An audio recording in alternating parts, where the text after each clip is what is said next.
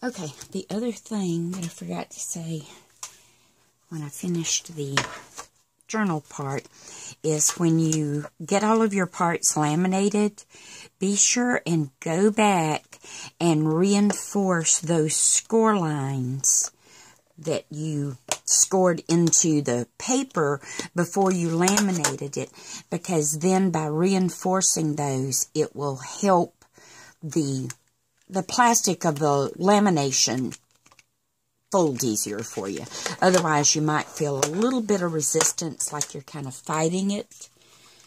Then you want to, with it folded, and it's a little tough depending on the thickness of your cardstock, you want to do those sections there, you know, on the fold around them, because then it will just help it fit under your stringing better in your journal.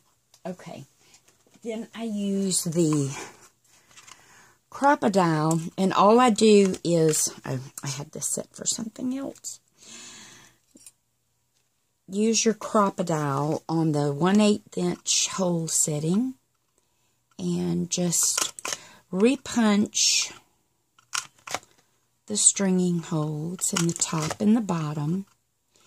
And now the other alternative you have, if you don't want all 4 holes, or if you want a different number of holes, what you have to do before you laminate this, and while you're attaching your pockets, you're going to reinforce this with another piece of cardstock front and back, so that, you know, because the die is going to cut the holes, so that you can rescore your spine sections to whatever you want them to be.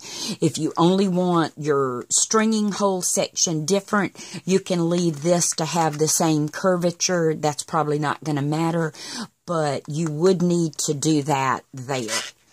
So let me see about what I did here on the end of that. I'm going to try eyeballing it. Let's see what looks about half. And I just go for it. I figure a 1/4 inch one way or the other can't hurt too terrible much. Okay, so that is the other cover, made identical to this cover, just different pattern papers, but believe it or not, from all the same collection, so that all of the colors coordinate. And here's our little, wrong one. Here's our little folder that will go in this one, and then the inside will look like this, and then it has the little bird on the outside, and that's actually the one that goes in that one.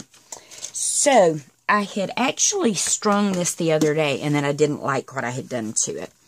So what I'm going to do is, I'm going to do this actually in 2 sections. And we will see if this works. So I'm going to go in, out, over, and in. On, and then down to the bottom, over and up. I decided that I wanted the look of this on the outside, and there's just not any way to achieve it the way that I wanted it to be.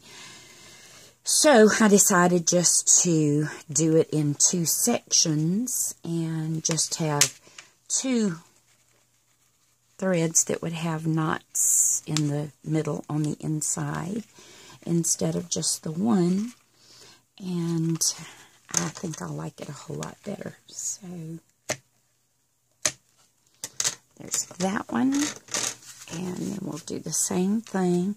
And this is just a good way of guesstimating how much thread you'll need, so as not to waste too much like I did the other day. Wasting, but hey, you only live once. And I can't take it with me, so might as well experiment with elastic, huh? Okay. So there's that one. And I don't worry about how actual in the center the knots are. I just tie it. And wherever it lands, go back and give it one more for good measure.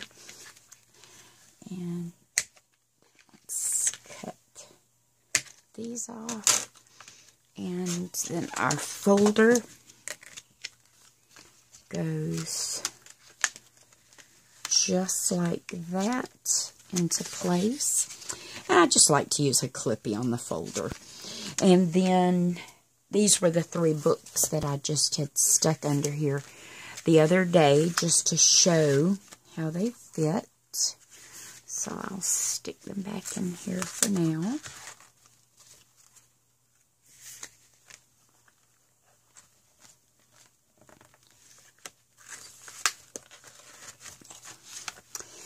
And there you go. There's your Eileen Hull Wrapped Journal die done with lamination and a laminated folder to go on the inside. Hope that helped.